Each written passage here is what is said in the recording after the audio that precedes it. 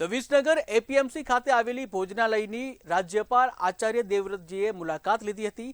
આ મુલાકાત દરમિયાન તેમણે ભોજનાલયની સમગ્ર વ્યવસ્થા, રસોઈ બનાવવાની પદ્ધતિથી લઈને ભોજન પીરસવા સુધીની શુદ્ધતા અને સ્વચ્છતાનું ઝીણવટભર્યું નિરીક્ષણ કર્યું હતું।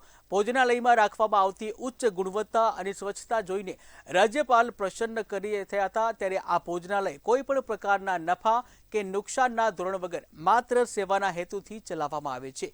અહીં યાર્ડમાં આવતા ખેડૂતો, મજૂરો અને સામાન્ય લોકોને ખૂબ જ ઓછી અને વ્યાજબી કિંમતે ઘર જેવું શુદ્ધ અને સાત્વિક તેમજ પૌષ્ટિક ગુજરાતી ભોજન પૂરું પાડવામાં આવે છે।